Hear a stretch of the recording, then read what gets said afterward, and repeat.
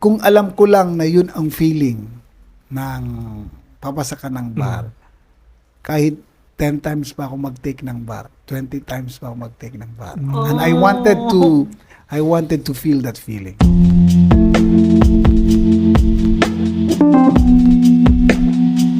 Stay sharp and stay prepared. Digest PH offers codals, case briefs, and study materials trusted by both law students and lawyers. User code LOSTDigest for 20% off your subscription. Visit their website at www.digest.ph. This episode is caffeinated by Summer Brew Cafe. Check out their page to explore more. I am Attorney Harun, and with me is... Attorney Hanan. And welcome back to The Lost Podcast. Everyone, we hope you're all doing all right. We are excited to have you with us for this bonus episode as we dive into the world of law, life, and everything in between. So whether you're commuting or studying or, just taking a breather, we are glad that you are tuning in because it's time to get lost. Assalamualaikum, everyone. So our guest lawyer for this bonus episode obtained his Juris Doctor degree from Mindanao State University College of Law, main campus, and he passed the 2012 bar exam. Everyone, here with us is Attorney Najib Lukman Taib. Please say hi to our listeners, Attorney. Assalamualaikum to both of you and to all the listeners. Waalaikumsalam warahmatullahi wabarakatuh. Sir, first of all, thank you so much for saying yes to our invitation, for deciding to share your story with our community. So, hindi ko na patatagalin na Attorney Haron. Itatanong ko na yung first question ko. Ready ka na ba? Of course. Hindi. Yung question ko palagi is, i-walk down the memory lane ka muna namin. Ano yung pre-law program mo? AB Islamic Studies major in Sharia. Second time. Sa King Faisal Center for Islamic, Arabic, and Asian Studies. I see. So far in sa TLP po natin, you are the third guest lawyer na ang program niya or ang undergrad program niya is AB Islamic Studies major in Sharia, because first we had who is now the dean of the KF's King Faisal, si Dean Jashim, and then we had Attorney Yasin Moti, and then alhamdulillah we have our third AB Sharia Islamic Studies Sharia major. Bakit nyo po napag-isipan na mag-pursue ng program na yan? Actually, ang original na plan ko after high school, since kami yung pioneering batch ng Ibn Sina Integrated School, which is an integrated school. Then after that, exposed kasi kami sa mga Arabic subjects. Oo. And with the presence of our ustads. Then after that, ang gusto ko maging alim. Okay. So, then, wala namang available diretso na scholarship, study abroad for. Then, yun, nag-take kami ng SASE, pumasa sa SASE, nakapasok sa MSU. Ang first na binigay sa akin na course is... Anong taon to, Attorney? 2003. Okay, grabe. Yeah, oo. Parang magkakaedad din tayo.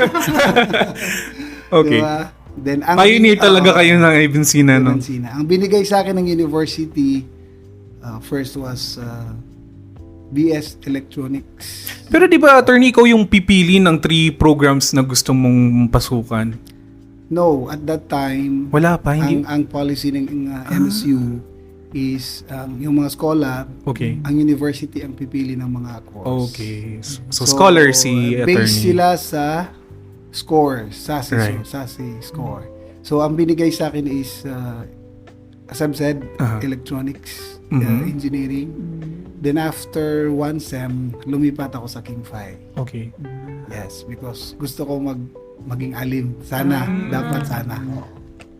So, paano siya from wanting to become an alim to now you became a lawyer? Paano yung naging transition na nag-law school ka after ABE?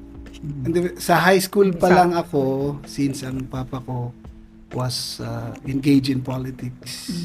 Okay. It runs in the family pala. Yeah. So basic experience namin during canvassing, mahirap makapasok. pag wala kang ID na watcher. So may nakakita kami na nakakapasok yung mga paralegal, mga tsaka mga lawyers. So naisip ko, sa high school pa lang ako noon. Sabi ko, gusto ko din maging abogado. Okay. Then at the same time, since integrated yung environment namin sa high school, gusto ko ding maging alim at the same time. Okay. So parang ang priority mo that time or ang pinaka-first na dream mo at that time was to become an alim. But at the back of your head, you also wanted to become a lawyer. Yes. I see. Because alam ko naman na it's possible that time. As I've said nga, Ibansina integrated na yun eh. So it's still possible. Grabe yung curriculum din kasi Attorney Hanan ng Ibansina. So parang if I'm not mistaken niya kalala so Arabic no, mala so Islamic studies so na part na. 5 subjects. Okay. Tapos yung per subject may ano ba yun? May subjects. May mga anak pa pala. Oh. So and grabe yung memorization din. Like example yung subject namin na Quran. So may memorization, then may ibang araw na we're studying tajweed, the grammar sa Quran. I'm sure we have a lot of listeners who are from or alumni ng Ibansina. So hi sa inyo po. Ang common denominator na na-notice ko with our current guest and our previous guest whose undergrad was Islamic studies, they all wanted to become an alim. Yun yung parang common denominator nila. But right now that you've become a lawyer, do you have any plans pa ba to pursue that dream na Through ngayon sa edad. Actually one time nag-check din ako sa online ngayon ng 'di ba yung sa Baguio? Why Al-Ma'arif? Al-Ma'arif. Pero sabi ko hindi na kaya ng oras ko kasi Actually, kasi na ako eh. And I also checked into that, sir, kasi interested din, 'di ba? Kailangan din kasi you have to commit morning of your entire week. Yeah. So parang as someone who's very busy talaga, no, parang it's also impossible. And I also heard, attorney, na you were an SSG president. Yes. Oo. No? Nung second year ako sa campus, actually yung batch namin nag-join na sa politics sa campus, sa first year pa lang kami. Pero ako, nag-join ako nung second year na kami. Safe to say na na-impluensyahan ka ng papa mo kasi sinabi mo nga you come from a political family, no? So parang isa ba yun sa nag-trigger sa'yo na sige, mag-run na lang ako for SSG Hindi, president? parang sa dugo na eh. Ayun. Kasi ang mama ko, Lukman. Politician It's a din. known political clan sa atin sa Lanao. Wow. Yun. Sa high school din, nagjo-join ako ng mga campus, campus officers sa high school pa lang. Very active. Very active si attorney sa mga extracurricular activities. Even sa mga classroom officers. When I was in elementary. Hindi siguro yung intention mo na Yes. mag-extend ng service. Actually, yun talaga, no? Since my elementary, Nice. Now, attorney, let's jump into your the time na pumasok ka sa law school. Ayun. After you graduated sa AB Islamic Studies, major in Sharia, nag-work ka na po ba, attorney, or dumiretso ka na sa law school? ang nangyari kasi after my graduation, nag-apply ako. Okay. Then, until nakagraduate ako ng College of Law, hindi pa ako na-hire. Hindi, actually, that is sad reality. Pero kasi Totoo yun. May eligibility naman ako. Okay. Ang nagkataon lang, choosy din ako sa mga position ayun. na ina-applyan ko. Pero to be fair, marami din namang opportunities for AB Islamic Studies graduate, 'di ba? O marami din naman. Qualified naman for any government post. So, dumiretso na siya si attorney sa law school, no? When ka nag-take ng Sharia bar? When I was in law school. Okay. Yes, I was second year student that time sa law school. Ang nangyari kasi hindi ko plano na mag-take ng bar exam. So one of my classmates Sharia bar o bar? Sharia pa 'yon. After our graduation, that time kasi yung sa NCMF hindi fix yung date ng Sharia bar examinations. Oo. Hindi katulad ngayon Ngayon. na approved by the by the Supreme Court yung date. Kami always parang yung mga postponement sa barangay. Ganun kami. Hindi talaga. Parang na ano ka Oo. na, parang nasway ka na parang di mo na lang gusto mag... Oh, then may mga classmates ako sa undergrad. He convinced me to take the Sharia bar exams. Then nag-review kami sa Manila. That time kasi maraming pumupunta doon sa Manila. Doon kami nagre-review. So Graduates from King Faisal Center. nag-off-sem ka muna sa law school? Hindi. Okay. Simultaneous. Yes, simultaneous. So nag-absent sa law school. Hindi ako nag-absent. Nagkataon summer class nung sa Manila. Ayun. Break pala sa law Yes, school that oo. time. Break yun. Then, nung na-extend siya, so medyo nahirapan ako kasi I'm studying my subjects, law subjects. Then Right. I'm at the same time preparing for the Sharia bar examinations. But what year po kayo pumasa ng Sharia bar examinations? 2008. And Medyo I think matagal-tagal na. Oo, diba? and I think siguro maliit pa kayo noon, no? Mga Sharia counselors. Maliit pa lang. Maliit pa kami noon. Kasi every 2 years kasi that time eh. Oo nga. Every 2 years. Ngayon parang yearly na, di ba, attorney Yearly na? kasi. Alright, so rewind muna natin dun sa time na nakagraduate na kayo. Nag-apply kayo ng work but wala pang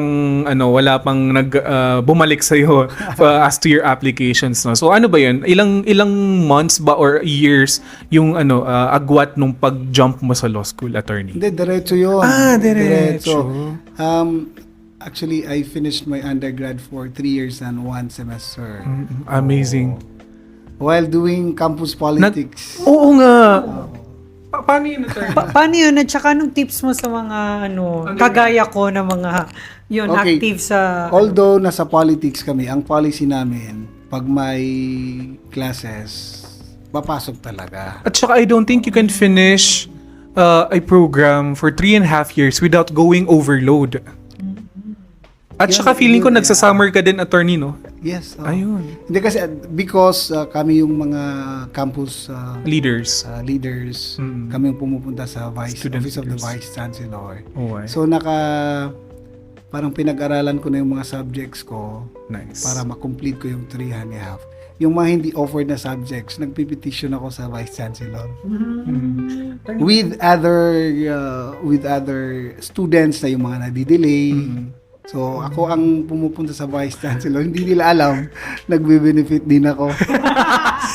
Pero attorney, I would like to ask, did you graduate ba na with honors? Sa undergrad, cum laude. Nice. Despite being a student leader, he was still able to finish with flying colors, no? And for only 3.5 semester. 3 years and half semester. 1 semester, I mean. Amazing. Yeah, tama. So curious ako, syempre, MSU main ka lang din nag-law school. Was there a pressure nung nag-first year ka sa law school? Kasi syempre, ini-expect nila, cum laude ka, sikat ka, SSG president. Sabi ko nga, grade 3 pa lang ako, kilala na kita. Ako, hindi ako na-pressure kasi yung mga kaklase ko sa edad, I was one of the youngest. I was 19. When you entered law school? Yes. Grabe. I was 19. Talaga. So, some ability to memorize. Nice. Kasama ko doon sa yung binabaliktad yung GMA. Panahon ni Sir Hindi ko kayang baliktarin ng Jimaa. yung si Sir Sir Kalala? hindi. Maggie ang tinatawag natin Sir Maggie. Sir Sirad. Okay. First year kami, siyang nag-handle ng kriminal. Sir Sirad. So, Amazing. kasama ko sa classroom namin na nag-take sa challenge na Nice. mag-recite na baliktarin yung GMA. Hindi ko kaya yun. So, walang pressure. Walang pressure. So, okay, no pressure, but did you have a hard time ba na parang mag-adjust sa first year law mo? Wala naman kasi sanay ako sa Binabaliktad nga yung BCA. Jimaa eh. Loud din nga. And I think that time parang pag laude ka, diretso ka na sa law Yes. school, no? Tapos, scholar din kami. Libre kami sa bayad. Sa law school. Tapos, yung benefit ng academic scholar sa undergrad. Na yun carry ang- over mo yes, carry sa law over ko. school. Amazing. So, ang big sabihin, from my undergrad to College of Law, wala akong binabayad sa campus. May allowance pa. Amazing attorney Hanan. Oh, may allowance. Yes, tama. Pa man na, for us Maranaos who live dito sa Marawi City na merong MSU, no, main campus na may law school pa, parang pinadali na sa atin, attorney Hanan, yung pag-reach ng dream natin. If it's your dream to become a lawyer, then MSU Law is right there sa Marawi City. And if you really want it so bad, then go for it. Sabi nga nung mama ko, if kung meron ba daw siyang utang na loob sa MSU, sobrang laki. Kasi nagkaroon siya ng anak na lawyer at doktor dahil sa MSU. And then siya rin naging doctor of philosophy din siya because of MSU.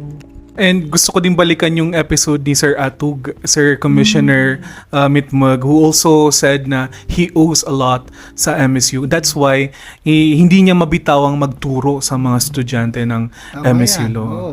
Sinasabi nga ng mga professor namin dati na yung cost, financial cost lang sa MSU was during review sa Manila. Kasi uso sa amin dati yung mag-photocopy lang. Diba? For personal and Oo, educational purposes yeah. naman. Diba? Tapos, Shout out sa hindi. Micah. baro-baro lang ng libro. Fifth Street. Dati sa amin, may pinsan ako na ahead ako ng 1 SEM.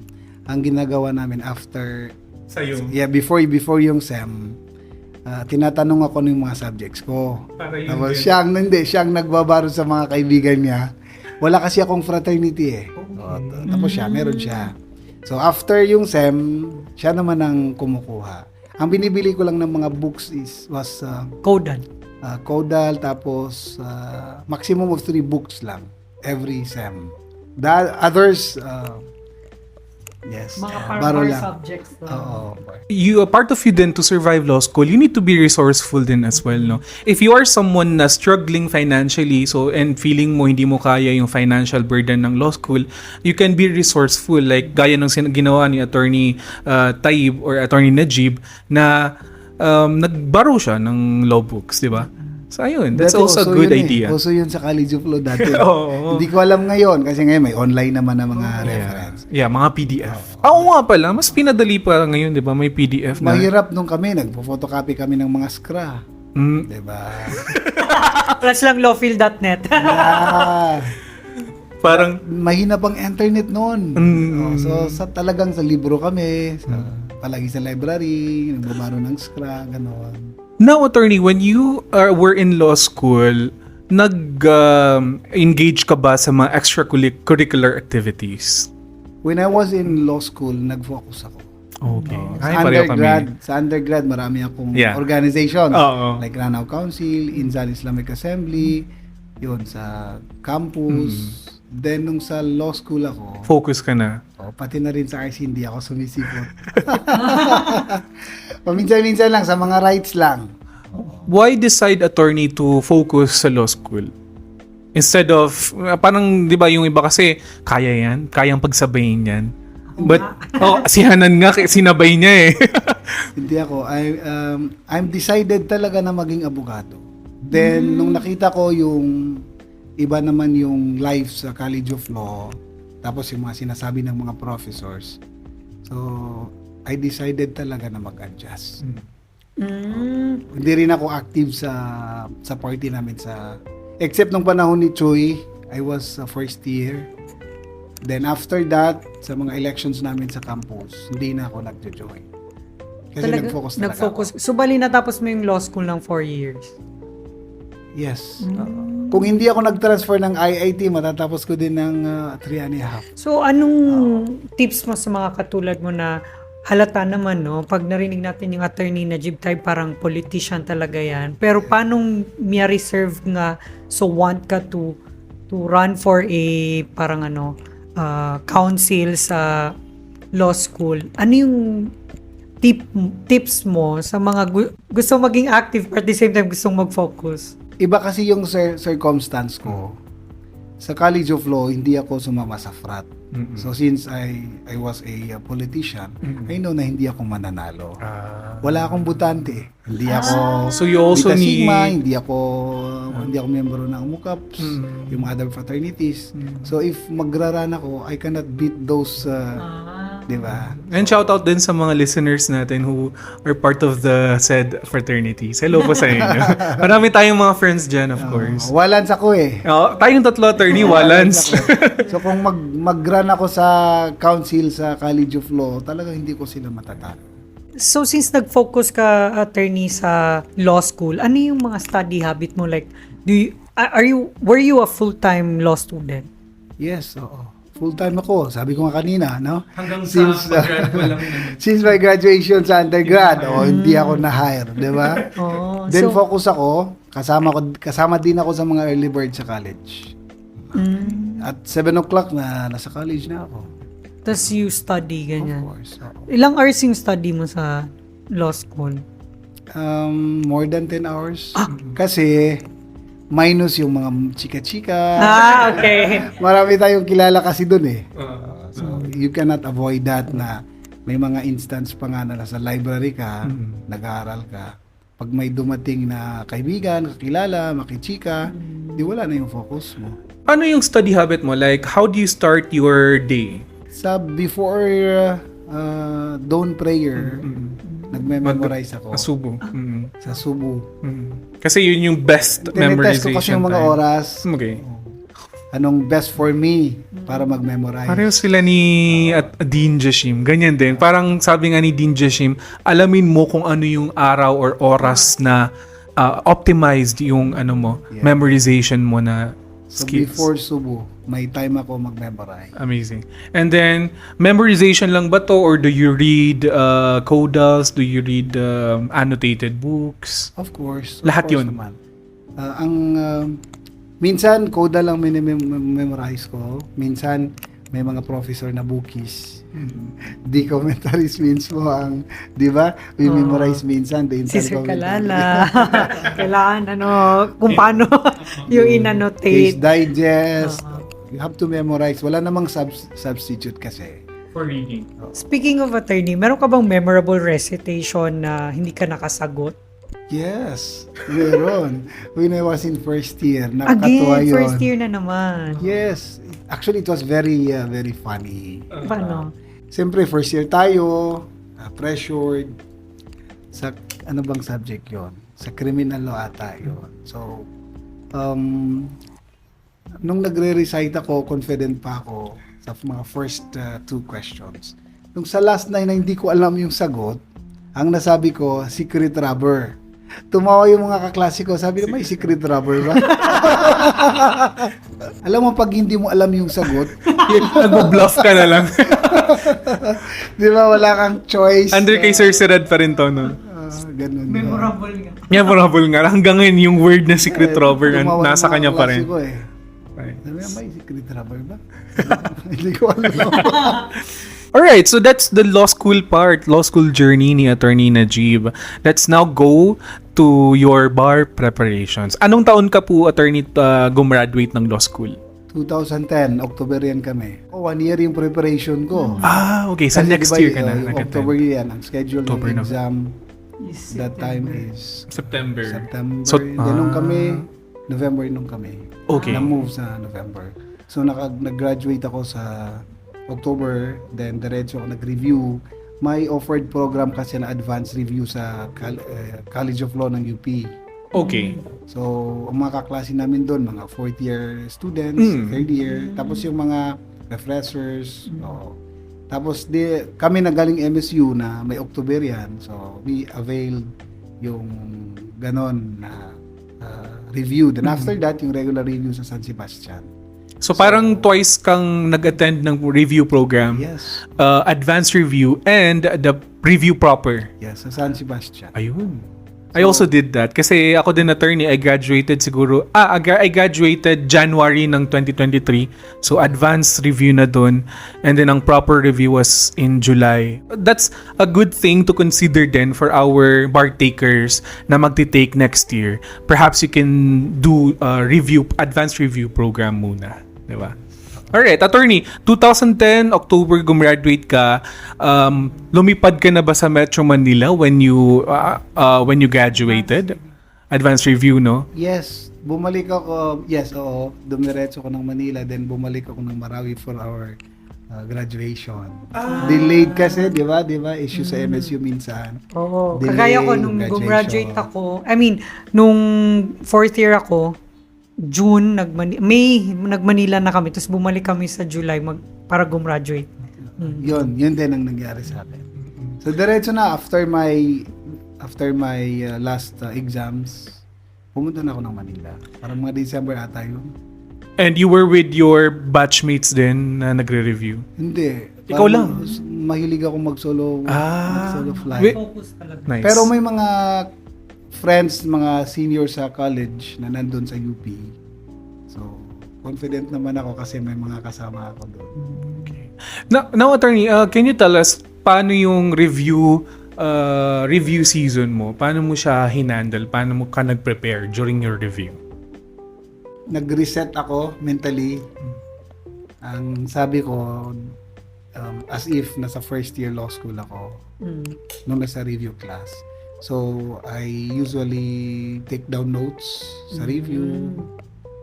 Spoon feed kasi yung review, yung paano sila, yung review doon sa College of Law. Unlike sa law school na Socratic method, no? Yes. Doon, puro lecture eh. Mm-mm. So, nagte-take down notes. And how long yung study hours mo per day? Can you still remember? Mas stretch. Kasi nung nasa Manila ako, after sa review class, back to sa dorm, nag-aaral. So, nag-take ka ng 2011 bar exam? Yes. That's the first MCQ. The multiple choice. Pero pumasa ka ng bar exam 2012. Yes.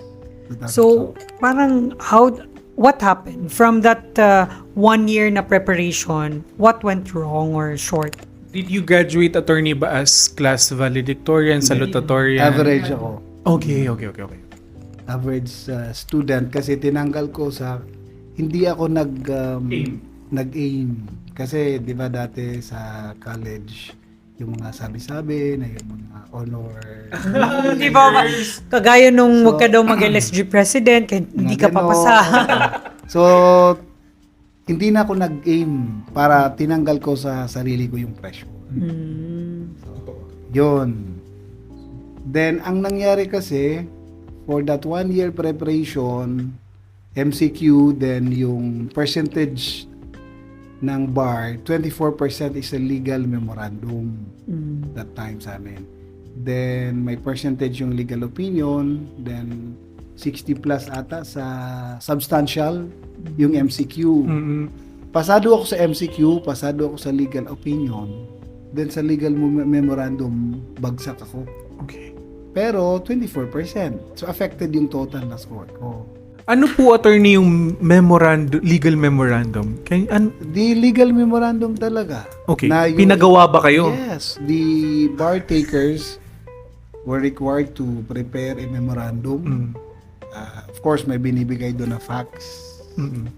Then after that, pipili ka which side. Example, sa defendant ka or sa plaintiff, then gagawa ka ng memorandum. Then, parang na-feel ko na hindi ako papasa ng bar exams despite my preparations. Because sabi ko nga kanina, no, may sarili akong makbar. Hindi ako nag-a-attend ng makbar ng bar review. So, Umiiwas ako ng pressure. Parang, di ba yun yung parang sinasabi nila pag-review, huwag ka na mag-take ng makbar kasi baka pag di ka pumasa, Yun. ma-demoralize Yes, ka. another pressure yun. So, nung sa law school talaga, umiiwas talaga ako ng pressure. So, hindi ako nagtitake ng makbar, pero nagmamakbar ako every end of the week. Then, ang nangyari kasi sa legal memorandum, since I was very confident, kasi nagpa-practice na ako as Sharia lawyer when I was in law school, hindi na ako nagmakbar. Hindi na ako nag-prepare, hindi ako nagda-draft. Then nung day before sa bar exam for that subject, na-feel ko na parang hindi ako marunong gumawa ng legal memorandum. Ay, late mo na na-realize. Yes. Parang Kasi late mo na siya yung tinouch. confidence ko nawala. Na hindi ako makadraft. Hindi pa yon sa bar exams. Days pa yon, mga 2 days before. Sabi ko, paano na to? So parang nagka-cold feet ka, na-realize mo na hindi mo napansin na kailangan mo palang i-work out Yes. yung legal, yung part na yun. Meaning, yung experience ko as a practicing Sharia lawyer, Mm. and of course, we're making pleadings, yung na naging confidence ko. Pero nung malapit na yung bar exam, nawala yung confidence ko. Then because of the lapse of time na hindi ako nakagawa. Hindi ka na nakakagawa. Kasi nung nasa review na ako, 1 year ako nag-prepare, wala nga ako sa practice. So hindi na ako gumagawa ng So matagal-tagal din yun, 'di ba? 1 year. Yeah. So you were already a practicing counselor, Sharia counselor when you were in law school Yes. after you passed. I was second year. So pumasa ako, immediately nag-handle na ako ng cases. Amazing. So that's a really good experience for a law student. Yeah. So going back doon, attorney, na-realize mo nga na few days before yung bar exam na, bar day na kailangan mong mag-draft ng legal memorandum, nung paglabas mo sa exam, I mean, during that exam, alam mo talagang hindi ka na Yes. nakasagot na maayos. Yes. So, paano nung palabas ka na sa testing center? How did you deal with the frustration?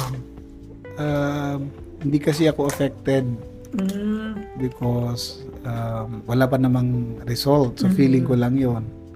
So after the result, hindi kasi parang sanay ako sa problem, sanay ako sa hindi ko kasi dinidibdib yung mga apprehensions. So usually wala akong mga apprehension. Nung sa result nga ng bar, pumunta ako. Sa Supreme Court? Yes. Tapos I was very confident.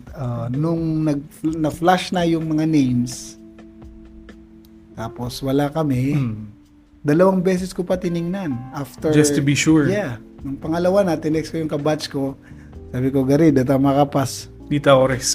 Na hindi ko pa na-feel. Hindi pa nag-sink in Hindi sa'yo. pa nag-sink in.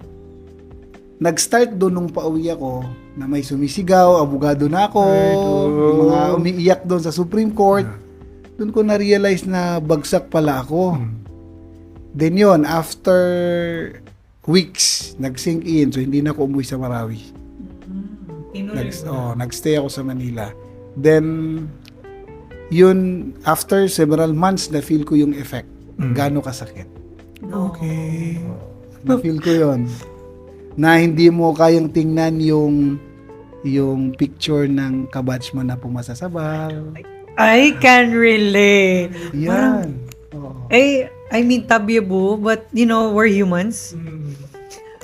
Totoo yun, Attorney Haron. Parang, di ba, pinag-uusapan natin yan sa car. Nasabi ko sa'yo na parang, one reason kaya hindi ako masyadong ma-post. Kasi, I was once na, tagal kong hindi pumasa, then when, normal ko tawa. Nabutap ko sige, pero, parang, Normal yun. paano, yun di ba, parang, kailan ako, parang gano'n. Sa that time na may Facebook na.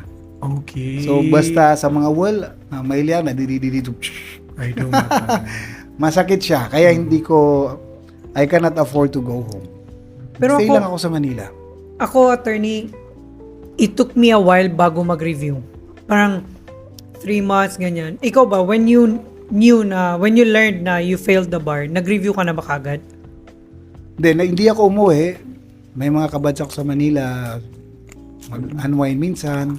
Then, nung nag-start na ng review class, hindi pa din ako naka-move on. Hindi ako nag-enroll sa review class. Pero I was doing self-study.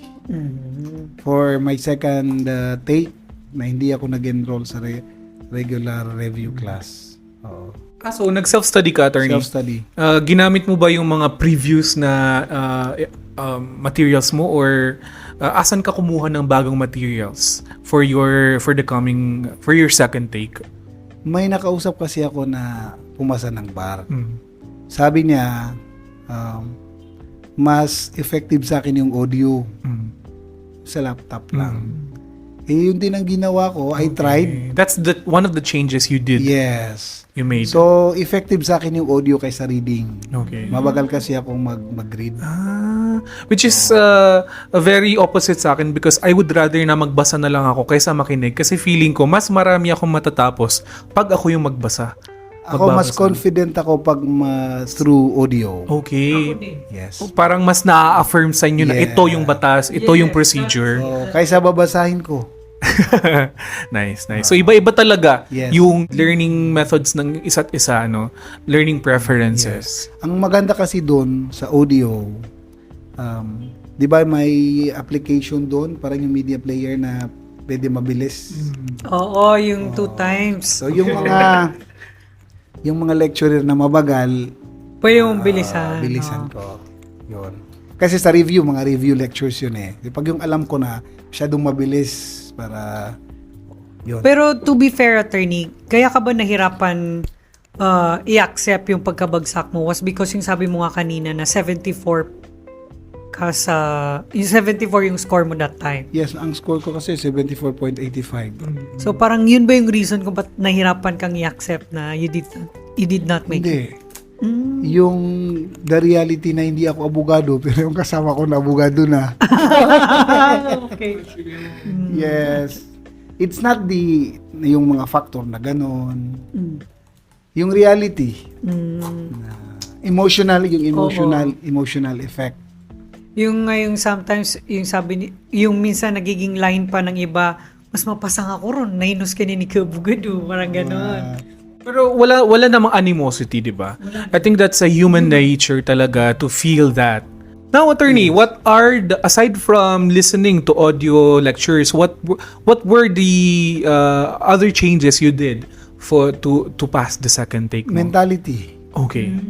Kasi ang mentality ko sa first take ko, nag-sink in sa akin yung one of the advices ng, di ba, marami, iba-iba yung mga advices ng professors. Okay. So, nag-decide ako kung anong kukunin ko.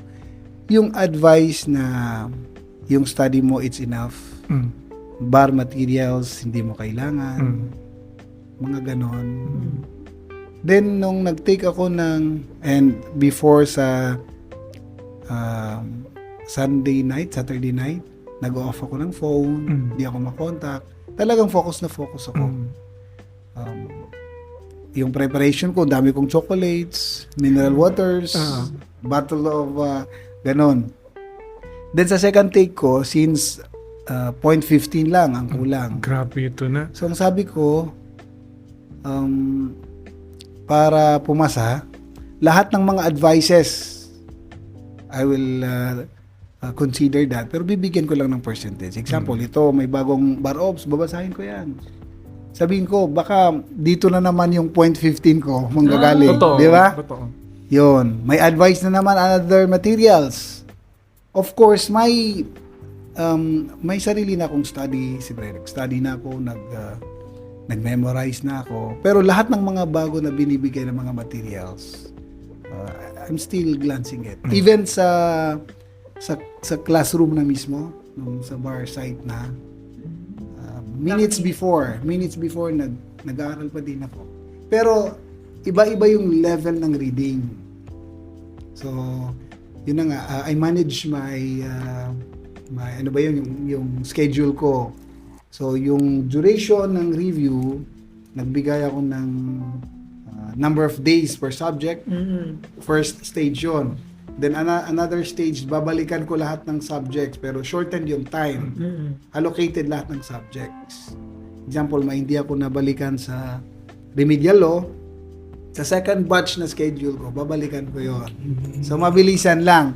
Then sa third stage ko, yung pre-week, memorization at saka yung dati na binibigay na yellow siya na color, na parang LMT ba to? Last minute notes? hindi, yung Lex Pareto. Okay. Yeah, Lex hindi na Pareto uso notes. yan nung kami, no, attorney? Pero I hear about it. Lex Pareto notes, ang makikita mo dyan, ang presentation dyan is yung subject matters, ilang years siya naitanong sa bahay. Okay. Yun. Attorney Aaron, kaya hindi mo alam si Lex Pareto kasi naabutan mo yung si yung Caudal, yung sa Twitter na Caudal. Caudal. Gumagawa na rin sila ng gano'n na parang summary nung palaging tinatanong. So yun, dati Lex Pareto pa nung So, panahon namin. So talagang you were strategic, naging strategic Yes. ka when you on your second take. Yes. In terms of your reading sessions, reading Yeah. ilang readings meron ka. Parang election din yun ang ginawa ko. Nice. So I manage my time. So sa last stage, ang ginagawa ko diyan audio at saka memorization. And mas kalma ka na ba this Yeah, time? oo. Memorization ang ginawa ko sa last pre-week. Okay. Using the Lex Pareto, tapos yung mga frequently asked na provisions, then kinukuha ko yung Caudal. I really memorize the provision na ilang beses na tinanong. And I think it's helpful. It was helpful at that time for you to memorize kasi part of your bar exam was in MCQ form or multiple choice question, 'di ba? Yeah. And- Sa 2012, andun pa din yung MCQ tapos May essay. binalik yung traditional na essay. Kasi nung 2011 puro essay na yun, 'di ba, Yes, attorney? and legal memorandum, ayun. and legal writing of legal memorandum and legal opinion. But for our listeners, hindi po kaya narinig nyo po ay MCQ ay sobrang dali na po. In fact, ang hirap nun. Kasi parang ang sanga-sanga yung mga questions eh. Yes, oo. Konti lang yung difference. So parang malilito ka talaga. 11 and 12 Grabe. ang MCQ. Tapos ang difference sa 12 binalik yung traditional. So mas mahirap na yun kasi dalawa. Nadagdagan nga yung oras namin lahat ng subjects. Kasi sa first Sunday nagalit ang mga proctor. Kasi tapos na yung oras, yung iba nasa kalahati pa lang. Because andun ng MCQ, the same time allotment, ang MCQ, tapos mag-essay ka. So yung proctors nyo na yung parang nag-defend sa inyong lahat na Televised i-extend. kasi televised. So, sa second Sunday na, all subjects may dagdag na oras. Yun ang nangyari. Kasi hindi talaga kaya sa allotted time. Now, let's go to your results when you pass the bar exam. Yeah. Nag-prepare ako na magtago na naman. Sabi ko, usually kasi mga alas 2 that time, 2, 3. Nung kami alas 12 pa lang, lumabas na. Na yung results. So, hindi ako nakalabas ng bahay. Nasa bahay pa lang ako. Pero attorney, may idea ka na ba na papasa ka ba? Confident ka ba na papasa ka that time? Wala. Okay. Actually, na-feel ko na hindi ako papasa. Oh. So parang baliktad siya, no? Kasi nung first, super confident ka, nandun ka pa nga sa SC ground eh. Looking for your names twice. Ang nasa isip ko lang, na hindi ako papasa except gusto ng Allah subhanahu wa ta'ala. Yes. Kasi I prepared for 1 year, pero hindi ako pumasa. Ngayon, sa second take ko, hindi ako nag-enroll sa review class. So parang medyo hindi okay yung feeling mo. Mitawakal ako. Sabi ko, papasa lang ako if gusto ng Allah subhanahu wa ta'ala. Now, paano mo nalaman, attorney, na pumasa ka? Before pa sa time of releasing, May nag-leak. yes, Yung mga leak talaga na yan eh. may pinsan ako Okay. na may kaibigan sa Supreme Court. Sabi niya, nag-text sa misis ko, sabi niya, pasado daw si attorney. Sabi ko, hindi ako maniniwala Pero dyan. syempre, hindi ka makapag-celebrate kasi Yeah. wala ka namang official na nakita. Tapos hindi ako naniniwala dyan kasi na-experience naman natin yung mga false Oo. news. Nangyari yun sa kapatid ko. Dati, nung sa engineering. Lumabas, yung pala nakita sa internet yung list of examinees. Ay. So of course, andun yung pangalan niya. Oo. So since may experience ako na ganun, so hindi ako naniwala. Then, paano mo nalaman na pumasa ka talaga? So marami nang tumatawag. Yun, marami nang tumatawag. Di ko kasi na-off yun eh. Kasi ang plano ko, by 2, I-off mo, lalabas kaso ko, i-off na-advance. ko. Na-advance. Tapos, parang, it took us 1 hour na nakatayo. Kasi ang daming tumatawa, ganon. So, hindi namin namalayan. 1 hour na pala kami nakatayo na sumasagot ng mga tawag. Yeah, so, Naabutan niyo, attorney, yung time na nire-release sa inyo yung booklet? Hindi hindi ko nakuha yung booklet ko. Okay. Now, attorney, after you pass the bar exam, alhamdulillah, kamusta yung first na work mo as a lawyer? So, I was very thankful. Na-feel ko talaga na abogado ako. Finally ba, na-hire ka na? Yes. Kasi 'di ba, as a Sharia counselor, hindi ka naman technically nag-work sa isang company or government. Parang you are your own boss. Yes. But this time, may nag-hire na ba sa'yo na government? We were fortunate kasi election season. So, may automatic na client. Parang ang daming signs na Oh, yun. ang trajectory ng career mo is for politics talaga. Oh. So meaning talagang Allah na tatimingan yan lahat ng bagay, no? Kasi di ba Yes. sabi kanina ni attorney na dahil sa mga watchers na mga lawyers na nakakapasok kaya siya nag-law school. Tama. So pagpasa niya, election lawyer ka kagad. Oh, yes. Tapos may importante akong sasabihin about doon sa feeling pag pumasa ka ng Okay, bar. attorney. Oo. Yung feeling ko noon kasi ako, dumaan ako ng hindi ako pumasa sa 2011. Then nung na-feel ko doon, ang napunta sa isip ko, kung alam ko lang na yun ang feeling ng papasa ka ng bar, kahit 10 times pa ako mag-take ng bar, 20 times pa ako mag-take ng bar. And I wanted to feel that feeling. Mashallah.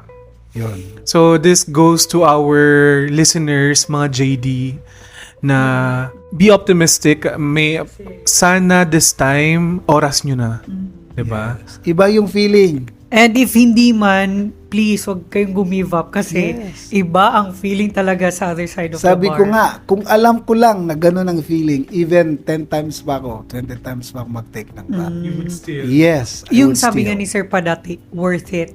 Kahit sobrang tagal nung Yeah. journey. So, matagal ka na bang nag-election lawyer? Siyempre kasi seasonal lang pagiging election lawyer, 'di ba? After the election, ano yung opportunity na pinuntahan mo na naman or ginrab mo after that? Na-hire ako sa PAO. Okay. Nakapasok ako after mga 3 months. Hindi, sa College of Law for You one nag-teach po kayo. semester. Hindi, yes, for one semester. Mhm. Nag-teach ako sa Marawi at saka MSU.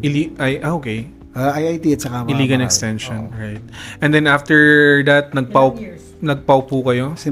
One semester lang. semester. Hindi, nung after taking the bar, nakapag-teach na ako sa College of Law, Sharia subjects. Hindi pa ako abogado that time.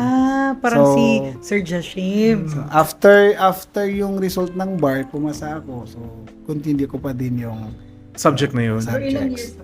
Pero ilang years ka sa Sa PAO? PAO, matagal-tagal. Mga more than 7 years ako sa PAO. For the information of our listeners, Attorney Najib is currently doing private practice, di ba? Yes, oo. So, yung 7 years mo sa PAO na yun, for sure nakatulong yun sa pagiging private practitioner mo ngayon. Yung confidence. Ayun.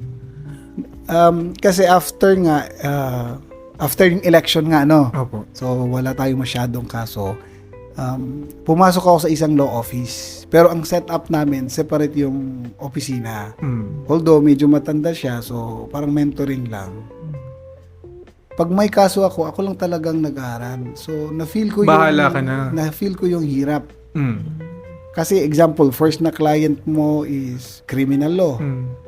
Next na client mo about land titles. Next na client mo family court. So very very random, very malawak yung cases na hinahawakan wala mo. tayong kasing specific. Oo. Kasi Hindi- private practice tayo. Oo. Tapos baguhan tayo. Oo. So nahirap ko na-feel ko yung burden na mahirap maging solo practitioner. Right. Pag bagong pasa ka, unless may mentor Man- ka. Yeah. Were you the first lawyer in your family, attorney? Or sa clan, Okay. hindi. Pero Hindi. sa kaming magkakapatid, ikaw? ako, Eh nakakahiya naman din kasi kung may may tito or mga tangad ka attorneys na paano ya? Parang I don't know, I don't know sa inyo, but for me parang malutak kumamala. I mean, pagugupantan yan but not so much as i-mentor ka niya sa lahat-lahat, 'di ba?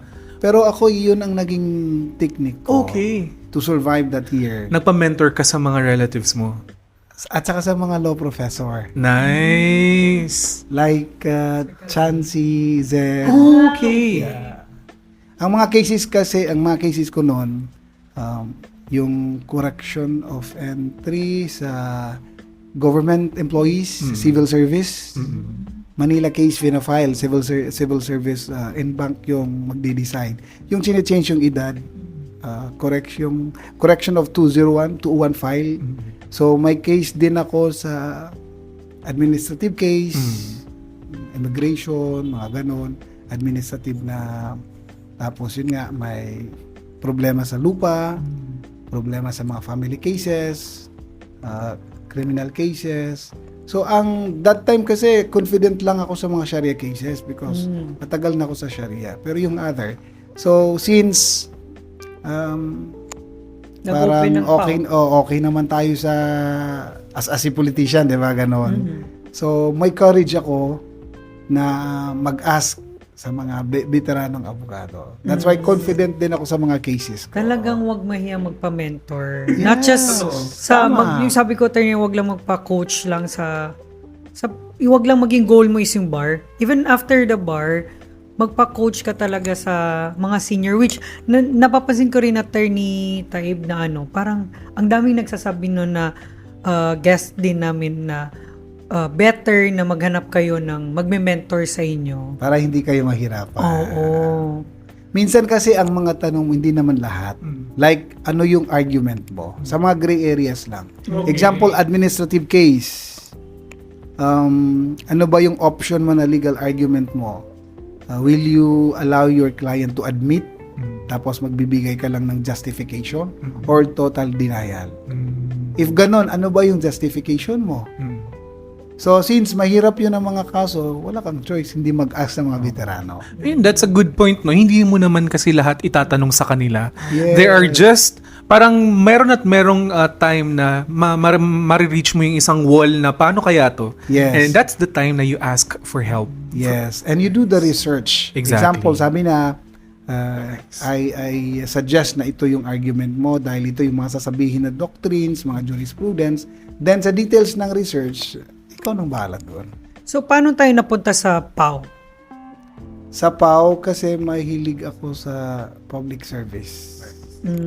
At saka narinig ko yung experience ng mga galing sa PAW na diverse, masyadong diverse kasi. Kasi sa PAW, we are allowed to handle civil cases, Criminal cases, admin administrative cases. Yeah. even labor cases.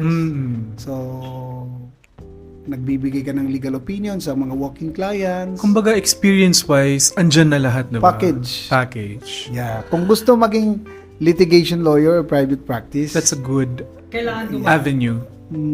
best preparation. Ayun.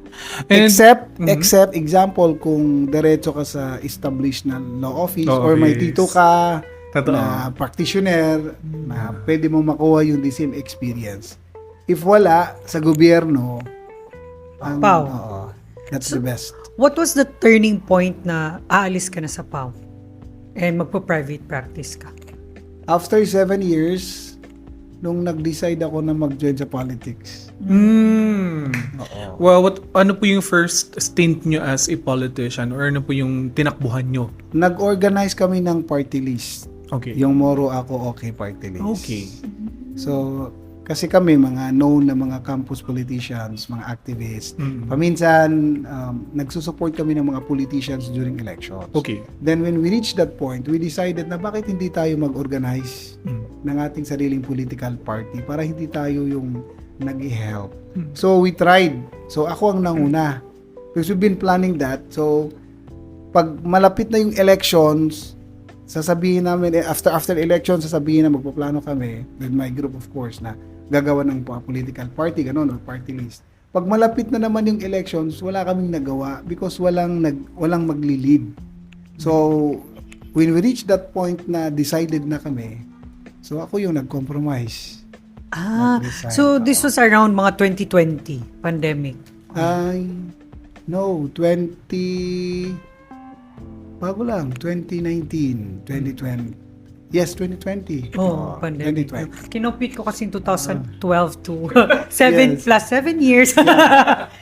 Yes, nag-resign ako nung 2021 sa PAO. PAO Iligan. Na-assign kasi ako sa PAO Malabang for more than 2 years.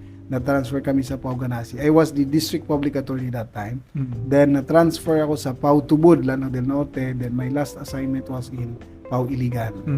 Then, nung mga months before my resignation sa PAO, nag-apply ako sa fiscal. Pero lumabas yung appointment ko sa kasagsagan ng campaign period sa OK Party List. That's why I declined my appointment as assistant provincial prosecutor of Lanao del Norte. I mean associate provincial prosecutor of Lanao del Norte. Yun. So, hindi na ako nag-apply ulit. Nag-practice na lang ako. Pero sir, now that you are in the private practice and as well as involved in politics, no, do you think it's worth it na mag-jump from having a stable job? And I'm not saying na law practice, private practicing is unstable, no. Pero do you think it's worth it, the jump that you did? No. Yes, and aside from that, since galing ako sa private practice, after earning those So experience, much. Oh. nag-decide na ako, even without the politics na, Yeah. na plano namin, decided na ako na babalik sa private practice. Nice. So nagkataon lang yon na additional factor para mag-private practice. So kinuha mo lang talaga yung package ng PAO para ma-hone yung confidence niyo. Hindi, it's not that the thing is gusto lang natin magserbisyo. Yes, Kasi of sa PAO puro libre, di ba? And it takes so much a good intention and good heart to stay in PAO, Public Attorney's Office, for 7 years, di ba? Hindi lang siya yung tipong dinaanan mo lang, ginawa mo lang stepping stone, but to actually stay there for 7 years, that says a lot. Di ba? Hindi, kasi pag may heart ka sa public service, magsistay ka talaga. Magsistay ka talaga sa PAO. Kasi hindi naman, the good thing sa PAO kasi, pag may mga winning cases ka, tapos yung mga clients na natulungan mo, that moment lang happy ka na. Speaking of cases, attorney, ano yung pinaka-memorable na hindi mo makakalimutan na na-handle mo na case sa PAO? Sa PAO, mayroon. Yung naibalik ko sa serbisyo na isang polis. Okay. He was Wrongly charged. discharged from public service. Then, naglapse pa ng several years, hindi siya wala siyang action. Doon napunta siya sa akin, pinag-aralan ko yung kaso niya. Sabi ko, may chance pa to. Nagkataon kasi na hindi niya na-receive yung mga notices for several years. Tinanong ko siya, have you received the notice? Sabi niya, wala talaga ako na-receive na notice. Then sabi ko, magpa-file tayo ng notice of appeal. MR. Nag-MR kami Motion sa for reconsideration. nag-MR kami sa Parang regional headquarters ng mga police. So expected talaga na matatalo kami doon because ang preparation ko sa kaso niya up to Court of Appeals talaga kami. Nice. So yun ang preparation ko. Sabi ko, magpa-file tayo dito para makakuha lang tayo ng jurisdiction. Then nung nag-deny ang regional headquarters, so may jurisdiction na. Nag-appeal ako sa NAPOLCOM. So nag-decide naman ang NAPOLCOM kasi yung NAPOLCOM board kasi magdi-decide. One of the members na parang may high-ranking official sa PNP. So hindi natin alam kung anong nangyayari diyan. So dismiss pa din, denied pa din yung appeal namin. Right. Nag-appeal ako sa Secretary of Secretary sa Department DILG. DILG. Oo. Sa legal affairs pa lang, panalo na kami. So, hindi kami nakapunta doon. Through LBC pa nga lang pinapadala eh. So, ngayon, nakabalik na siya sa... And kamusta service. naman yung yung tawag doon, reaction ng client mo when he learned about He was very happy. Kasi libre eh. Paminsan nga kung nagbibigay ng pamasahe niya eh. no. Sa PAW kasi kami, di ba? Yun yung mga moments na hindi mo ipagpapalit, no? Yes. So every time na nakikita ko siya sa mga checkpoint, edi automatic na saludo siya.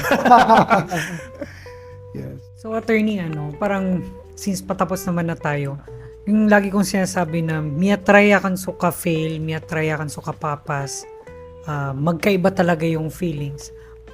Miatraya kan pa sa doon makatake because of COVID, being positive sa COVID, mas masakit. So, positive ka sa COVID, you were not given a day in court. So, parang, ang gusto ko lang hingin sa'yo is, anong mga parang advice mo sa mga kakatake lang ng bar last week na while they're waiting, recently, na while they're waiting for the bar result, na anong dapat nilang gawin and anong tips mo sa kanila while waiting for the bar result? Yes, number 1, dapat na magtawakal. Accept whatever will be the result. Then number 2, increase the prayers, dua. Kasi wala pa naman ang result, di ba? Increase your ibadah. Malay mo, yung example, if accepted yung prayer mo, yung ano ba yun? Yung booklets mo, last siya na ma-check. Di ba? So, habang hindi pa lumalabas yung result, mag-pray lang. Tapos yung mga religious na mga ginagawa, like mga amal, pamatay sa Quran, kasambayan sa sunat, dito ka pa mga ko Allah. Kasi yun na nga, nung ako na in my second time, yun na nga, hindi ako nag-enroll sa review class. Then sa Ramadan, I went home dito sa Marawi. Hindi ka muna nag-review. Hindi ako nag-review for the entire month. Nice. So perfect yung tahajjud ko sa Tarawih, tahajjud. Then after that, bumalik ako ng Maynila month before the bar. Palagi ako sa mosque. Akala nila na mag-abroad ako.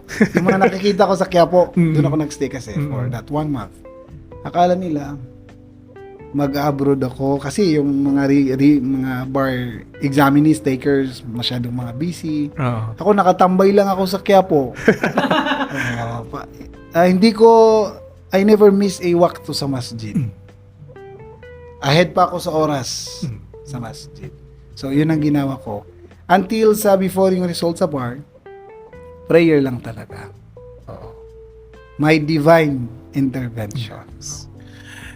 What can we expect from Attorney Najib? Ano yung i-expect namin na aside from your private practice, ano pa yung kinabibisihan mo ngayon, Attorney? Hindi, nasa politics ako eh. So, I'm aiming to be in the, national, Nice. National politics. Inshallah. Inshallah. Ibigir ka Allah and hopefully na mibigir ko Allah na mapiyang mabu para ko madakalataw. Yeah.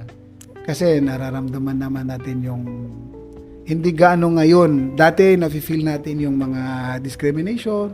Siguro meron ngayon pero mga pakunti-kunti. But at least yung desire na dapat may national leader yung mga Muslim na tutulungan yung mga Muslim regardless of the tribe.